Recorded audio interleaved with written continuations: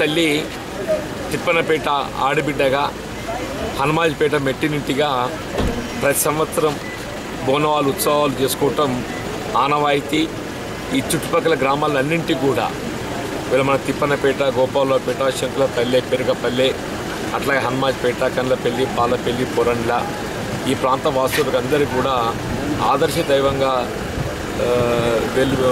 పేరెళ్ళినటువంటి ఒక పెద్దమ్మ తల్లిని కొలుచుకోవటము ఈ ప్రాంత వాస్తవులకు అందరికీ మరి ఒక ఆనవాయితీగా వచ్చింది.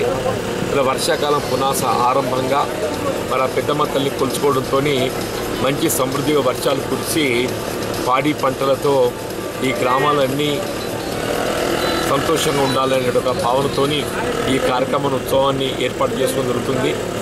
దేవుని దేవలు ఏదైతుందో ఈ సంవత్సరం పునాస వర్షాలు మరి ఆశించిన మేరకు ముందుగానే రావటం, ఇవాళ గత సంవత్సరం ఏ విధంగానైతే మంచి వర్షాలతో సమృద్ధిగా పంటలు పండడం జరిగిందో ఈసారి కూడా మంచి పంటలు పండి ఆ పెద్దమ్మ తల్లి ఆశీర్వచనంతో ఈ గ్రామాలన్నీ సుఖ సంతోషాలతో వర్ధిల్తామని చెప్పినటువంటి ఒక ఆశాభావాన్ని వ్యక్తం చేస్తూ తిప్పనపేట గ్రామానికి హనుమాజ్పేట అదేవిధంగా పొరంల నుండి దేవుళ్ళను తీసుకురావడం జరిగింది.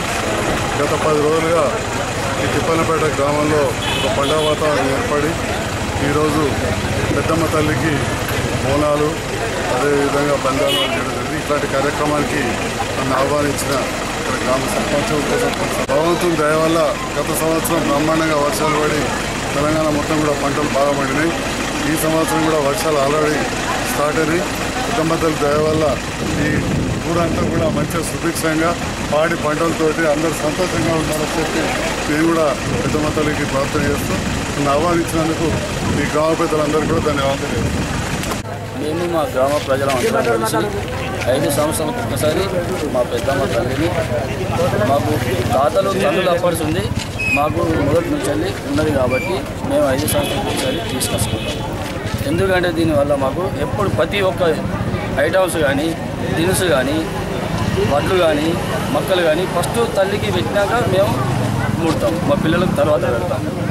ఎందుకంటే మా తాతలు తల్లులు అప్పటి నుంచి ఉన్నది కాబట్టి మా పెద్దమ్మ తల్లి ఎప్పుడు మా ఊరుకు అన్నిటికీ అండగా నిలబడుతుంది కాబట్టి మేము పెద్దమ్మ తల్లిని ఎప్పుడు